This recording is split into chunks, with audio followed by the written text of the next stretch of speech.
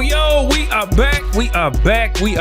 Welcome to McCoy and Van Noy, presented by Toyota, official automotive partner of the NFL. I am one half of your gracious host. I am none other than Gerald McCoy, the 93rd wonder of the world, big chest from the Midwest, the one that never fails. I only thrive because I'm from the south side of the 405. And my gracious co-host is...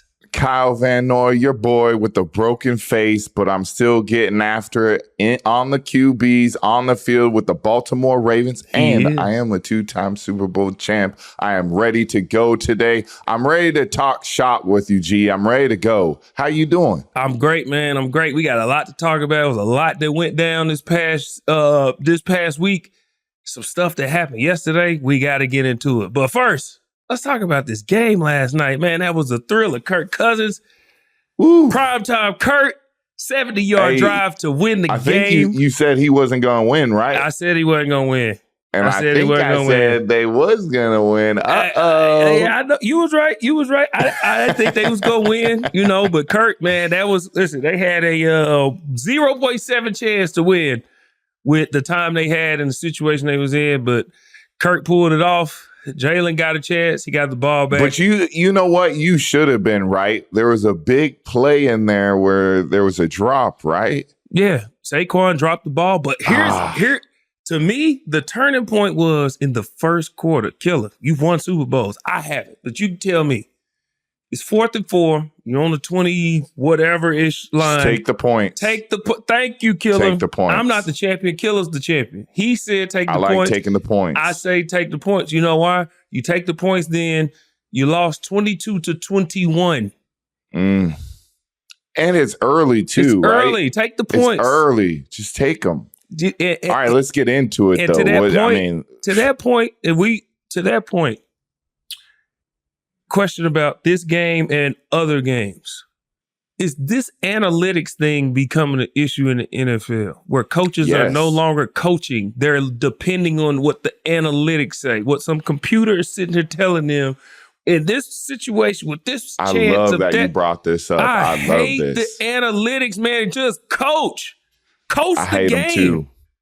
I hate them too because not only I love that you brought this up. Not only is it's kind of ruining the game, right? Because then you could take it to a bigger level as far as, guys that are in management positions that are just there because they have numbers that they're just telling and reading off, and they don't know what a football player looks like. That's what I'm saying, Even getting a football player in the building, they'll say, hey, this guy looks the part. He runs fast. His injuries are this, that, whatever. But then you look on tape, they look like Tarzan and play like Jane. That's what And then you have somebody that's undersized that might be a little bit smaller, a little bit slower, but you put him on a football field and he is a dog. I think those players are starting to be less existence into our beautiful game that we love. Man. And I think it's involved in coaching too. Yes. And I understand you got to do what your heart tells you, but I just feel like sometimes we're getting too crazy with these analytics. They're throwing around analytics. Sometimes you got to go how your gut is feeling and how your team is. Killing the game to the point to where they're even putting it on the screen now. Like the analytics says, do this. The analytics says, go for it because in this percentage, I even had a guy the other day at the gas station said, Gerald, I'm coming up with this technology. It can gauge athleticism and how this kid can go to this school. And because he's at this peak, if he does this, and I'm like, bro, go watch. Can he run fast? Can he jump high? Is he strong? Okay, now let's put him in a football situation, see if he can play. That's how you determine athleticism. Yep. Now all these is bothering me. And a lot of coaches are going to lose jobs and mess up situations and games because of the analytics. And players. They're messing up players' livelihoods because of it. That's what I'm saying, man. Like, it really bothers me. I'm so anti-analytics. I'm a football player. One, because I'm not the biggest, fastest, strongest. I've always told people my line is, Gerald, I ain't the biggest, I ain't the fastest, I ain't going to be your first pick, but I ain't going to be your last pick. I'm going to be your best pick. That was always my mindset. Shoot, I like that. I ain't gonna lie. I'm gonna steal that. I just ain't gonna use it when you around. But you can tell, and this is just my analysis, definitely not having a piece like A.J. Brown hurts. No pun intended. But I think Jalen has to start to figure things out in a way where what he did last night, he didn't play bad. So I'm not saying he played bad. But if this team he looked good running. He looked good running. Real good But running. if this team wants to go to the next level, his one read and get out of there, he has to start going through his progressions. Because I'm sitting here watching the game, and I'm like, I want y'all to start paying attention to something. Watch and look when the ball is snapped, if he ever turns his head. And people start paying attention. They said, dang, he is only looking at one spot and running. I said, yeah, because the luxury of a Jason Kelce, where he can break everything down for you. Even last night when they were switching the protections, the O-line was switching it. I feel like the O-line played really well last night too. Yeah, they did. They did. And Jalen played well. But even on that last interception, he was eyeing down his wide receiver, and he didn't even try and look at nobody else. He just threw it up. That's where it's supposed to go, so that's where I'm throwing it. Yeah. Until he starts to progress in his progressions and his reads, this team is going to, and that's not all on him, because I don't want to pull the Cowboys where the defense give up freaking 40-plus points and everybody blame Dak. So I'm not blaming Jalen Hurts because the defense wasn't good. The D-line, which I said before the season, losing to Fletcher Cox, a lot of people don't think that losing one guy like that with all of these people they have is going to be a thing, but yeah. It is. Yeah. And you seen it last night. Where's the pass rush? Yeah. No pass rush. Huff. You got Huff. Got paid a lot of money. I want to see him turn up a little bit more. I think Bijan was running, man. He was unreal with the Jets. They couldn't stop him. Yeah. No edge, no chance. But I don't want to talk bad. I want to go to Kirk Cousins. Primetime Kirk, though. I want to talk about him. Down 157 left in the fourth quarter. The Falcons had a 0.7% chance for all you analytics people out there that love that. I don't care. You still got a chance. That all that matters to me. Kirk rises to the occasion. He rises up them Falcons and takes them down 70 yards for the game-winning TD. Talk to me, G. How we feel about Kirk right now? I ain't gonna lie to you, player. I wasn't confident. He ran out on that field. I said, shoot, here we go. Here we go. I was looking at his face. You know, Kirk got that nervous face. He always got that nervous face. I said, Kirk, come on, man, tighten up. He even threw the touchdown. There's a video out there where he threw the touchdown. It's like timing up his celebration. Like he ran to the sideline. It was like, not yet. Got to the sideline, not yet. Finally got to the sideline, not yet. Then when he finally got in the clear, he looked around, he slammed his helmet. It's just the Kirk Cousins way. He was so calm and poised, and you seen the difference. You seen the difference in how Jalen kind of handled his, how Kirk handled his. Kirk, boom, boom, boom, deliver. Get on the ball, boom, deliver. Kirk was going to different people. And that was a pass interference on Ray. Dude was holding him the whole time. That was a pass interference. They got away with one, but don't matter. And here's another thing. From professional to professional, from professional to fans, what Darius Slay did after the game is as professional as you can be. Oh, yeah. You don't have to be angry. You don't have to do that. He doesn't have to do that. You don't have to do all that. You don't have to be just, he went to Drake London and said, hey, man, it was a good route. You got me. Yeah. It's sportsmanship. We live to play next week. He took blame too. And he took blame too. And a lot of people don't do that. And some people can hate it, whatever. I appreciate a player that will take accountability not only to, himself, but publicly and stand on it too. Like, this is going to make me better. And Slay has been an awesome football player wherever he's been, whether it's Detroit and with Philly, and he's given Philly a lot of good years, and he's going to have another good year, in my opinion. I I applaud him for standing up and taking accountability publicly too. Not many people do that. They usually run and hide after something like that happens. And that's the difference in being a professional and being a pro. And that was being a pro last night. But that was a good game, man. Both teams won. Okay, we got one more thing, though. We didn't mention. How much did the Eagles miss A.J. Brown, though? Yeah. Are we putting enough, stamp on how good of a football player he is and a game changer he is, and why Mike Vrabel, when he was with the Titans and he got traded, basically cried when he left? Yeah, man. Guys like A.J. Brown is why I didn't understand when Matt LaFleur kept saying with Green Bay, we don't need a number one. That's why you need one. When you got a guy, when your offense is kind of, or it gets in a spot where we need a guy to get open. We need somebody to go, and you have a quarterback. Again, this is not a shot at Jalen, but Jalen is kind of a one-read guy. He looks for his guy. If it's not there, then he kind of starts, for lack of better words, scrambling. Like mentally, he's just kind of all over the place. When you have an A.J. Brown, you don't have that issue because he's going to be open and he's going to catch it. So missing him last night definitely played a big role in this game. Speedy recovery to him. Hopefully he heals up fast. But last night you seen the impact that he can have on the game, whether he's in it or whether he's not in it. So, yeah, A.J. Brown is one of them guys. Killer. Can we talk about your game for a second?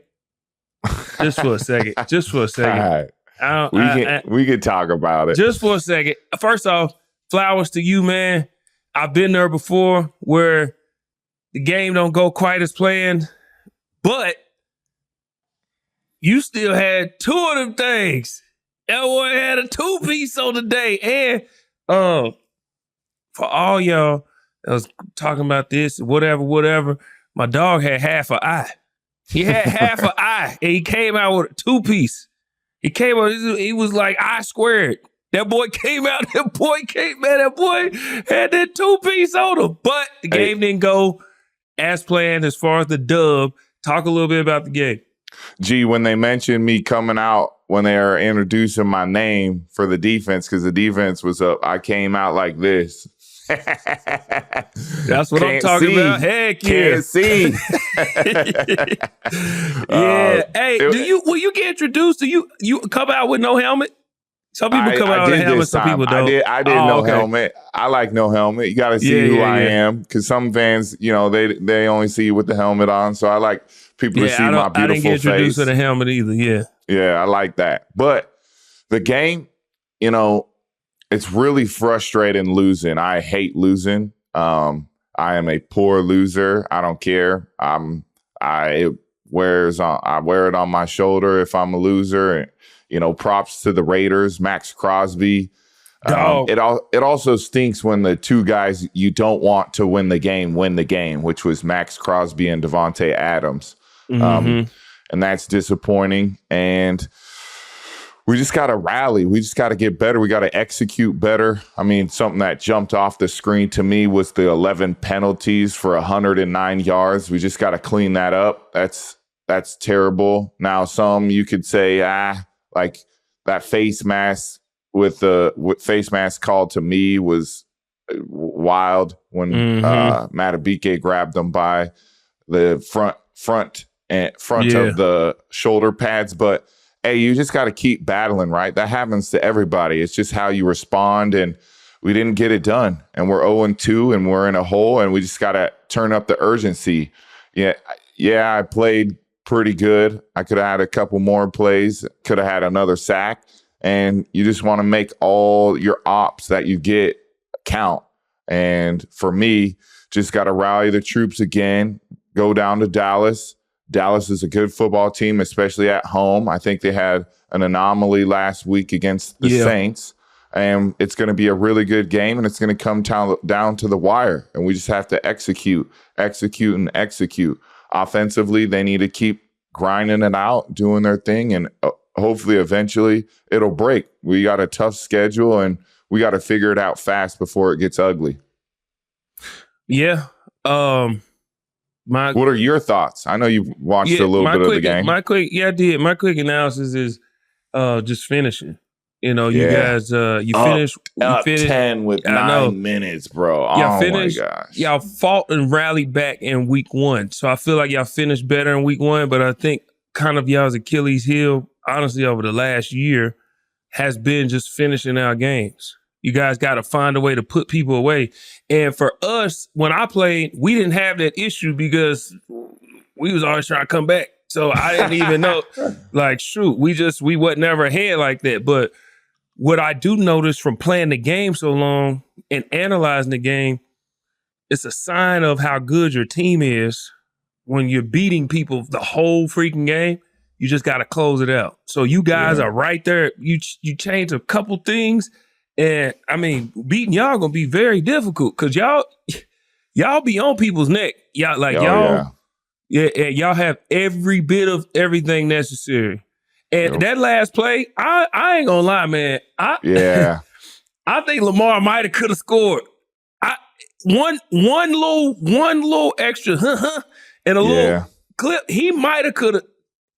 That dude is electric. He's a demigod. Like he's electric. He is beyond electric. He is whatever past electricity. He made that look so easy too. So easy. It's like he was running, and it's like he wasn't even running hard. He was just running. And I feel like if he would have turned the Jets on with one extra block, he might have could have really went to the crib. Yeah, I would have liked to see him try to take it all the way too. It's just hard when you have nobody else that's on your level right next to you. You know, everybody's blocking, and then from the start, and everybody's trying to catch up. But, bro, it looked like everybody else was just standing still when he was running. I was like, how is he doing this? Everybody, he was just... The Raiders looked surprised, too. Offense, their eyes They were big. Running. They were running like... But as they were running, they was looking like, hey, man. And they run as hard as they can, and he just... It's so smooth. The way he runs is so smooth. I think that's why it's so electric, because he's so smooth when he runs. It don't look like he's like it's running effortless. Yeah, you know, and the other thing too I gotta say is just Max Crosby, man.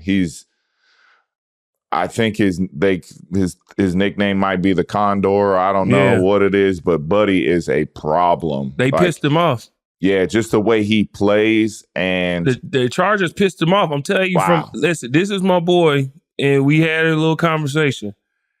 All that them Chargers did and everything, or Joe Alt was locking him up and all this. And it's like, when you go back and look at the game. I looked at the game too. Bro, like, come on, bro, come on, man. Anybody who knows the game know he did not get locked up. People consider, because he didn't have give up any pressures, but they're not watching the plays. The quarterback is catching and the ball out. Ball out. They know, because we can't hold the ball with this guy standing here. But if you go look at, he's still 5 tackles, 2 TFLs, a sack, 4 pressures, all that. It's like, where's the lockup? Yeah. Like, where's the lockup? Gerald's playing good, though. He is playing good. Yeah. It's something about the Notre Dame. They put out good offensive linemen. They do. They put out good. Zach Martin, this guy, Quentin Nelson, they put out these great old linemen. But yeah, they pissed him off. It just, I hate it had to be y'all, but that ain't it. He is on a mission this year. And that's why I picked him for my defensive player of the year prior to the season, because he's just on a mission. Yeah, I like that. But Fred Warner's that guy right now. We got to get into something a little more serious. It's football, but it's bigger than football. It's life. And it's life. And we seen Mike McDaniel's statement of being a coach and getting into telling a person whether they should retire or not. I'm talking about Tua here. Had another concussion. He's already made a statement that said he's not going to retire. And it's a tough situation. A lot of people ask me, like, would you retire or would you tell him to retire? And I said, I wouldn't tell nobody to do nothing. Because although I didn't have concussions, when I got injured, I came to a crossroads. And my crossroads is enough enough? Should you keep going? Should you not? And when your life health long-term health comes into play, it's a tough decision because you got your family to think about. He's still very young in this game, in life. Mm-hmm. And I never want to be a person to push anything on anybody. So if I'm talking to him, say, hey, listen, you go sit and talk to your family. Y'all make the best decision for you and go from there. You know, Steve Mariucci said he dealt with Steve Young in the same situation. Steve Young got cleared by the doctors, but Steve Mariucci as a head coach wouldn't play him. And then ultimately Steve Young ended up retiring. The difference is Steve Young was 38 at the time, I believe. Tua is, 25, 26? He's young. So, man, it's a tough situation. And for people who say, like, well, what about the game? When we sign up to play this game, we know what we sign up for. That just so happened to be a concussion. What about running and stepping wrong and you tear your Achilles or your ACL or break your arm? Or I got knock on wood, I got a torn bicep. I have torn bicep tendon, torn quad. I got a broken hand. This is what we sign up for. But the love of the game is what keeps us going, man. We just love the game so much. So, you know, I'm praying that everything works out for Tua and he can get with his family and make the best decision. But as far as me, I would never tell a person yay or nay. You do what's best for you and what you feel is best for you and just live with it. You know, obviously we would love to all see him keep playing, but long-term health is more important in this game. For sure. Yeah. You know, this is a interesting topic to always talk about when it's someone else getting injured, right? It's tough, right? You don't know all the dynamics.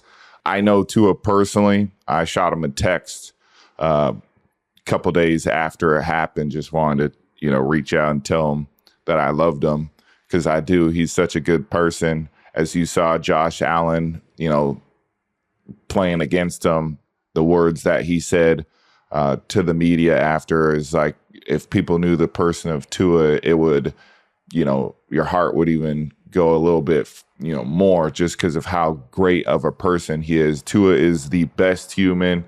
He is such a good person.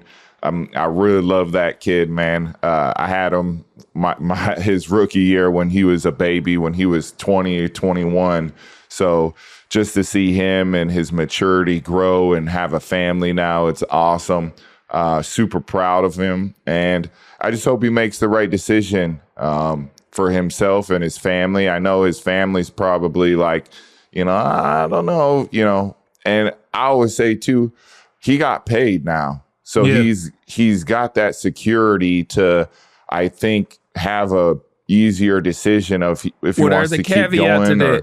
There's a caveat to that I found out. Oh, you did? Okay. If he chooses to retire on his own, he doesn't get his full guarantee. But if he gets clearance from the doctor to like that says he should retire from the doctor, then he can get his full guarantee, which is like the injury guarantee. Like, bro. Yeah. That's kind of, but I guess too, right, that it's ultimately his decision, but he did get some money, so there's a little bit of that involved as well, having a little bit more freedom than you had previously. For sure. Whatever he does, I just want him to know that we all love him, and I'm still thinking about him and just hope he's doing well. But I also need to talk about, too, the flip side that they just signed a Ravens player in Snoop. Tyler Huntley off the practice squad with the Ravens, and he gets to go down there and have an opportunity to start and play quarterback for the Miami Dolphins. He also is from Florida.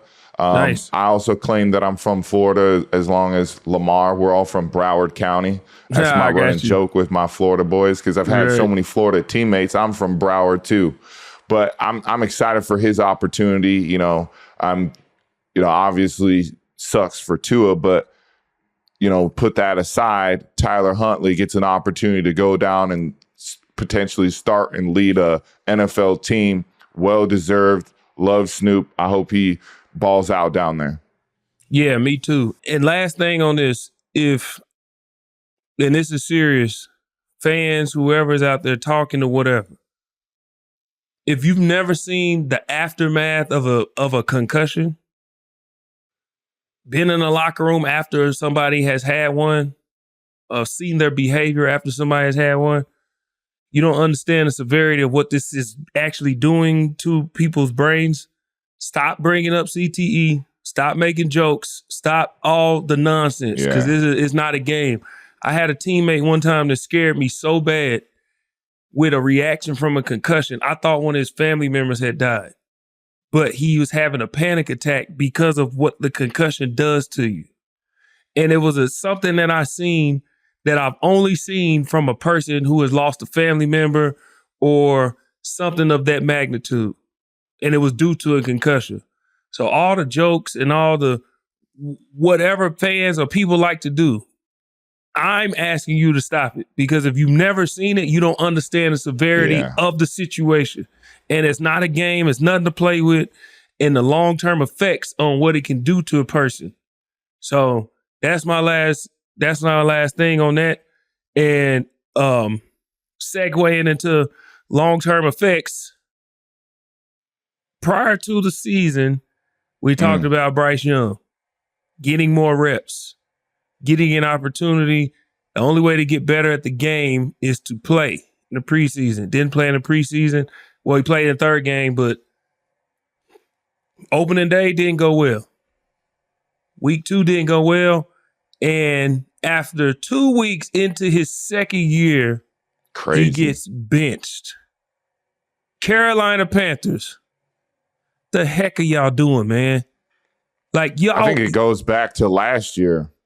I mean, I think everybody needs to apologize to Frank Wright. Yeah. If you go back, Frank Wright has never had a small, really mobile quarterback. He's always liked tall quarterbacks, from Nick Foles to Carson Wentz to, I mean, the list goes on. I think Flacco might be in there. And I know for a fact that he wanted C.J. Stroud. So I think it goes back all the way back then. We got to apologize for Frank. Yeah. And the thing is, it's like the organization decided to draft Bryce Young number 1 overall. Do you think the organization did or the owner did? Well, I mean, the organization is the owner. He run it. It's his. True. Well, some, the owner is involved, but then they hire Dave a GM. Tepper is very, very hands-on, and he wants things done a certain way. My year in Carolina was his first year on the team, and he was around a lot. He demands a lot, and he wants things to be a certain way. I personally but some owners, are involved, right. but they give they have their right-hand man who's in the like in a football aspect around helping out, making those decisions. Obviously, they run it by him, but they're ultimately like leaning on him to make football decisions. Yeah, and well, owner, organization, head coach, GM, whoever did it. When we talk about developing young talent, building confidence, benching a player 2 games into his second year, he's already struggled with being the number 1 overall pick and not playing great. He's already struggling with coming into year 2 and still not playing great. And then you just throw him on the bench. You didn't even give him a chance. We've seen teams give guys chance after chance after chance, but we've never seen anything like this. I don't think I have it 2 games into his second year, he gets benched. Yeah, like, come on, man. Like, that's crazy. You're not that's even like giving him a chance for failure. That's what you're not even giving him a chance to develop. I feel like this is something that started during fall camp, and it's kind of mold over into the season, and now here they are. I don't think that was just like they woke up today and the first 2 games were their first evaluation. I think this was going back a long ways. And I'm disappointed for him, because it's that he walked into a situation that was brutal. He didn't walk into a great situation. Nope. Man, like what I'm curious, what if he walked into a Caleb Williams situation? Yeah. You know, some weapons, a defense, can rely on the run game a little bit more, you know? Yeah, and I feel for him, man. I feel bad for him. I feel bad for him. You know, as coach, I call him the QB whisperer because of what he did with Geno and Baker. But Geno and Baker didn't just get 2 games. You know, it's just like, yeah. But like you said, that's a great point. Playing better though. The O-line is playing better though. So I think from the head coach's experience is like, hey, he has enough time. He needs to make the right reads, you know. So maybe there is some truth into that. And I guess we will see with Andy Dalton, huh? Yeah. I mean, that's why I say the most important position in football is a backup quarterback. You can bring in an Andy Dalton off the bench to be your starter now and, you know, tell Bryce, hey, listen, this ain't the end, but you need to sit back and watch for a second. See what reads he's making. Look at the throws he's making. Watch it how he's poised, even if he's under duress. If he does throw a pick, let's see what he does when he goes back out there. Andy's won a lot of games in his league. He's a playoff winning quarterback. You know, like Andy's a good quarterback, and he's somebody that's willing to teach. Because I was with Andy in Dallas. I mean, guy's one of the nicest dudes you'll be around, and he's just a worker. No, don't complain. Come to work, do his job, go home. Great family guy and willing to teach. And I believe he's honestly going to play really well, and Bryce will be able to learn from this. Hopefully this ain't the end, but whatever they plan is. I want to get out of there if I was Bryce. Whatever they plan is, this ain't that. I ain't really with this one, but I'd be like, I got to get out of here. Yeah, this is whatever. Anyway, I just don't think this is the move. But hey, who am I? I'm just a fan. And Kyle's just a 2-time Super Bowl winning champ. He's just a 2-time Super Bowl champ. And some people are not 2-time Super Bowl champs. Some people were written off a little too early. You know what? We gonna get into that. First, we gonna go to break. We'll see you when we get right back. We are back. We are back. We are back. Before we left, I mentioned there's some teams and some players that we I don't know if we, but people, majority have written off. Players, teams, some coaches. We want to get into some of those because those people are thriving right now. Killer, let's get into it. Yes. First, Justin Fields. The Steelers are 2-0. We're not going to take away from what the defense is doing, but we also not going to sit back here and act like Justin Fields is not running that offense, man. He's making some throws. And most importantly, he's not turning the ball over. No, that's what I'm saying, man. Justin Fields, and before this, I'm pretty sure we both said that Justin Fields gives that team the best chance to win because of all of the things he can do, whether it's you can create RPOs with him. If he gets in trouble, he can run. He has great legs on him. We talked about Lamar running the ball. This dude right here, when he get in the open field, he's electric as well. Yes. But he's taking care of the football. And this goes to show coaching. We need to give Mike Tomlin his flowers because Mike Tomlin, in any situation, it don't matter if he got a quarterback, don't have a quarterback. He got a running back, don't have a running back. His defense is always going to be hitting on all cylinders, and he's going to find a way to win.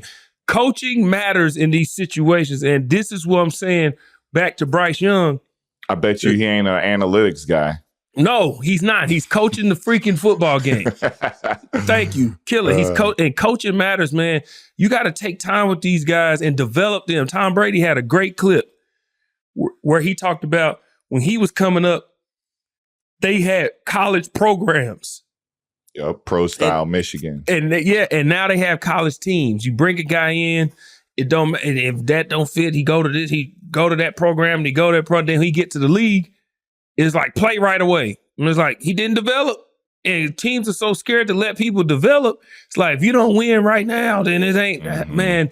And then you wonder why guys' confidence get broken. But you go to a team like Pittsburgh, Justin Fields, You get a Mike Tomlin, and here you go. They starting off 2-0, and Justin Fields is playing great. How you feeling? I'm feeling good about what they're doing as a team. Obviously, I'm on the Ravens, so I don't feel good that they're 2-0 and we're at 0-2. But I respect what they're doing. I think they're doing it at a high level defensively, and then Justin Fields isn't turning the ball over. But then I'm going to go to another 2-0 team, the Harbaugh. Our Harbaugh's 0-2, unfortunately, but Jim Harbaugh and the Chargers is 2-0.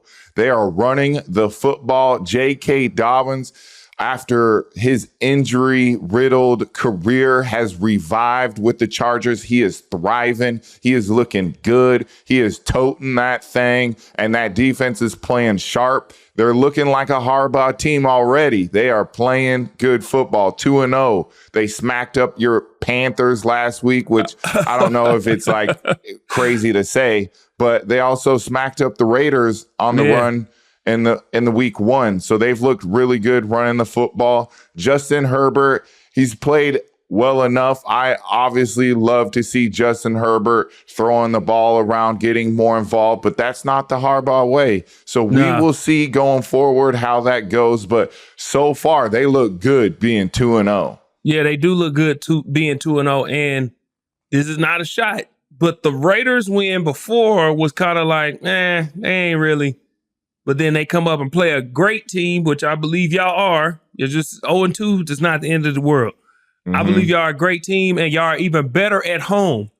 And then they come up there and can get a big win. That lets you know they didn't beat no slouch of a team in the Raiders. Yeah. You know, Carolina, they going through a lot right now. So, but a win's a win. Hey, fans, stop writing off people's wins. Stop writing off people's wins. This is the NFL, the National Football League, the top of the top, the best of the best. That's why the term any given Sunday is a thing. Anybody can win on any given. It's hard to win in this league. Don't write off people's wins. 2-0 is not easy. The Vikings, Sam Darnold, another guy that was written off. To him. Freaking Sam Darnold. 49. The Vikings are the 49ers' Achilles heel. They can't do nothing with two goddamn Vikings. Justin Jefferson told y'all before. What did he say in the press conference? What did he say? Garrett Wilson? Oh, yeah. That's my man in New York. You said, with all due respect. With all due respect, respectfully, I'm not Garrett Wilson. And he showed y'all some weirdo go when I posted that, some weirdo go tweet me, yeah, but if you take away the 97-yard touchdown, then they had to say, it's take away the 97-yard touchdown? That's crazy.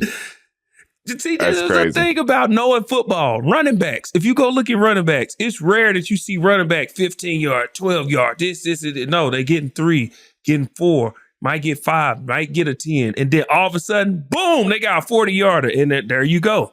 Yeah, boom, they got a 60. The thing, too, that I like to point out about Sam Darnold is he was doing that when Justin Jefferson went out the game, too. And he got hurt. He was still making the right reads, comfortable in the pocket. And that's what's been impressive to me is that he looks like he's the most comfortable he's ever been in the pocket. And then I definitely have to give props to Brian Flores, his defensive scheme. I've played in it in New England and in Miami. It's a hell of a scheme. I love that scheme. It's what made me a better player. And then what he has guys doing with the Vikings, Van Ginkel is looking fabulous. Hey man, Van Ginkel was killing in Miami. Oh yeah, he's just doing it all for the Vikings, and I just like what they're doing defensively. And you heard Brock Purdy after the game; he said, "Killer scheme." Yeah, that's what exactly. Yeah, he said, man, and Brian Flores. Yeah, I know. He just, hey, listen, Van Ginkel, I asked last year, and I'm going to ask again. Can we make this guy famous? There's no reason the guy's name is freaking Van Ginkel. Yeah, Van Ginkel? Gink. He goes by Gink, though. He goes by Gink. That's even better. You mean to tell me it's a guy in the NFL named Van Ginkel that goes by Gink, and he's actually good, and we ain't made him famous baller. yet? He's a baller. Make my guy famous, man. Gerald is asking. Van Ginkel, a.k.a. Gink. Famous. Gink. Shout out Gink. But we got to talk about another surprise team, though. Another 2-0 team. They're up in the Northwest. Seattle. My old DC, Mike Mack, has them boys playing pretty good football over there. Pretty good. They looking good. Mike McDonald, he got them rolling. We do a on NFL Game Day morning, the show I'm on, we always do a storyline to start the show. My storyline was Gerard Mayo versus Mike McDonald, the two youngest coaches in the NFL.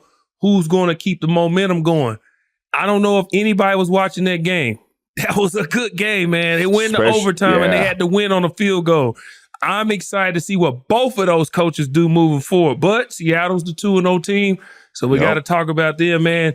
They are playing really good on defense. The offense is moving the ball, and I'm excited to see what they do moving forward. Yeah. I do feel like the Pats should have pulled it out when they had that long run by Antonio Gibson, and it was 20-17, and they didn't get it. They didn't really get anything right there. I feel like they could have pulled away right there. Yeah. And there's another team. We know this team.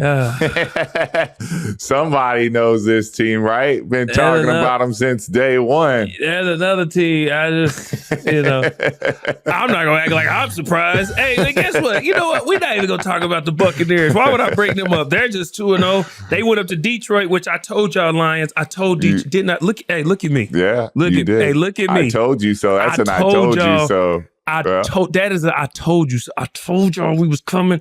I told y'all we owed y'all, and I told y'all got one off on us. But we was injured. Vita got hurt. We had all the DBs was gone. Antoine Winfield, best safety in football, he gone. All that. And Baker, what school did he go to? Yeah, y'all was talking about us versus Tennessee too. But I'm telling y'all, that's what we breed. That's what we breed in Oklahoma. God dang Buccaneers. But I'm not gonna act like I ain't nervous. Because them goddamn New Orleans Saints look like the best team in football right now. New Orleans Saints, hey, man, they are not playing. Dallas was on a 16-game home winning streak, and they went in there and beat them. We're talking about regular season, right? Regular season. Okay. Regular season. Because then the Pack go down there and say, go regular Pack, go. Season. Okay. Regular season. Yeah. They beat them like an amateur guy in the ring with prime Mike Tyson. It was like, God dang, man, what the heck just happened? Hey, them Saints. Oof. I don't want to get too much into it because y'all have to play them. So I don't want to get too much into what I've seen from the Cowboys. I just want to praise the Saints. Yeah. They're playing a physical brand of football. Fifth in points allowed. Physical brand of football. Fifth in points allowed. They're balling on defense. That defense is always really good. Dennis Allen just being the head coach, but he's been the defensive coordinator, so he's had that defense rolling. I've seen fits from when he was freaking the D coordinator when I was with Tampa. But even after I left, watching what they would be able to do to Brady every time they played him, that defense, but the way that offense, the way Derek Carr is comfortable. Derek Carr did a freaking Michael Jackson celebration. Derek Carr is my brother in Christ. Derek Carr used to run our Bible study. My dog did a Michael Jackson crotch grab as a celebration. That's when you know DC is comfortable, man. Yeah. That boy, he told somebody last two weeks ago, I scored 3 touchdowns on you. It was J.C. Horn. That was you. 3. I scored 3 on you. Yep. On you. Yeah. When you start seeing that from DC, he's comfortable. Yep. And moving forward, man, the Saints are a problem. I am nervous. I don't really get nervous, but Dennis Allen has them rolling. The Saints are playing extremely well, and people better look out.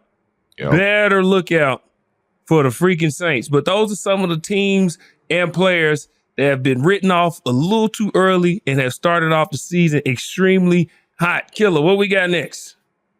You know, we segue to our drive to win. Let's get into our weekly drive to win segment presented by Toyota, official automotive partner of the NFL. Ooh, our official partnership with Toyota. Let's get it. Who you got to drive to win? Who you got? Here we go. So my drive to win, Killer, I got to do it. You got I gotta do it. He did. My dog Maximus Crosby. Dog Maximus Crosby, man, 4 TFLs, 2 sacks, 6 tackles. And he almost had a game sealer, man. That boy Max. Yeah. But the best play of the day for Max, for me, is when Minshew Mania threw an interception. Max went grabbed that boy by his chest and said, "We got you." Yeah, I wish he didn't do that. Get him next time. I wish he would have just been mad going to the bench. Right. You're going to go get them next time, man. That's leadership. And that's why Max is more than just what he does on the field. Him going and doing that, that's what a leader looks like. We got you. Don't worry about it. You go get them next. We're going to handle our business. You just be ready next time. That's Max's biggest play of the day. And obviously, I believe that was a turning point in the game. But yes, my first is Max Crosby for my drive to win. Who you got? Who do I got for my first one? I have Aiden Hutchinson. I know it was against your boys. You couldn't think of nobody else. But when you have 5 sacks in a game, we got to talk about you. That's just incredible. I mean, he can go inside, outside. He can go through you, around you, every which way. Like, dude's a baller. And I feel like he's the only one on his D-line. I know he has a couple guys that get after it, but him, every game, I feel like it don't matter if you chip him, double him, slide to him, try to do everything you can to mess with him. He's in the backfield. And to me, I think he's making a statement on why he should have been the number 1 overall pick his year in the draft. He has been unreal since he's been in the game, a game wrecker. And shout out to Aiden Hutchinson, baller. Yeah, he is a baller, man. And I was screaming at the TV like, I even tweeted it. Can we slide to him? Can we double him? Can we chip him? Can we do anything? Yep. You don't leave a guy out there on an island. You try it at first, leave him on there on an island, let him do his one-on-ones. But after the second sack, hey, that's enough. That's enough. And, I mean, the dude almost single-handedly won the game. He almost single-handedly won the game for his team. Aiden Hutchinson has been one of those guys. He is turning into the guy in the NFL, and he's making a great start and a great run at Defensive Player of the Year starting the season off. My next guy is Dennis Gardeck. Did I pronounce it right? Yep, Gardeck. Yep, baller. Dennis Gardeck. Not a household name. For the Arizona Cardinals. Not a household name. If y'all look him up, he looks like... But if you know, you know, though. If you know, but he looked like a distant cousin of Clay Matthews. You know, like an Alabama cousin of Clay Matthews. But my boy, first off, Kyler did his thing. But my dog Dennis, 3 sacks, 6 tackles from somebody that I know y'all don't know, but it don't matter. We know. And he's my second drive to win. My dog plays hard. He gets at the quarterback. Awesome. He will chase you from goal line to goal line, from sideline to sideline. He is not messing around. And while he's doing it, all his locks of love is flying in the air. And he looked like Thor running all up and down the field, man. Dennis Gardeck, you are my second drive to win. You are a baller, sir. Who you got, Killer? I like that pick.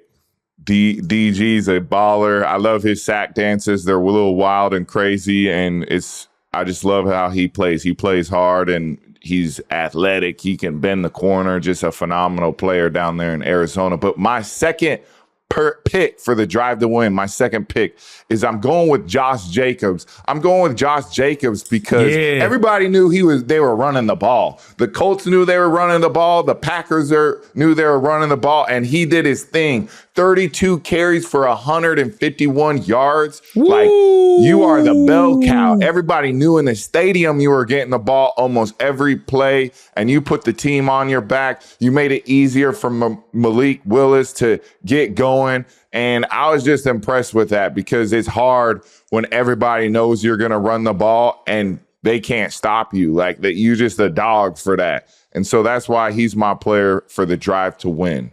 Speaking of Malik Willis, did you see the thing where they said why he didn't throw the ball? Because the center threw up on it? That was crazy. That's insane. Crazy. I ain't never heard that before. But that's crazy. That's our game, though. That's the game. This is the game that we love. But that was our drive to win, presented by Toyota, official automotive partner of the NFL. We're going to take a quick break. We'll be right back, and we're going to get into some game picks. Be right back. Yeah. Yeah. We are back with our week 3 games. We're starting it off Thursday night. Patriot at the Jets. Who you got? I'm going with the Jets at home, man. Aaron Rodgers, first time back in the stadium after tearing his Achilles. He's been on the road 2 weeks. Now he's back home. The Jets faithful will be there, loud and proud. I'm going with the Jets. I'm actually going to go with the upset Patriots. Here we go. Giants at Browns. I'm going Browns. The Giants just... Yeah, I'm going Browns too. I'm going Browns. Packers at the Titans. Revenge game. Whew, it is a revenge game. Willis, revenge game. It is a revenge game, but I'm going to go with the Titans on this one. Yeah, I am too. I'm going to go with the Titans on this one. They're getting closer and closer, so I'm going to go with the Titans, yeah. Yep, I agree. Bears at the Colts. Oh, man, this was tough, man. That D-line, the way that Texas D-line was on Caleb.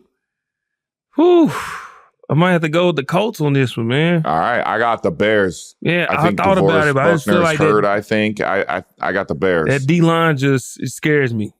All right, I like this. I like this game. Texas at Vikings. Now, this is a good game. This is a good game. I like it. I'm going to roll with Houston. I feel like top to bottom, they got a lot. They are more complete. I haven't seen the update on Justin Jefferson. But I was going to say that too. Whether he's playing or not, he might be a little limited because, that's not something easy to come back from. So I'm going to go with the Texans. Eagles at Saints. Who you got?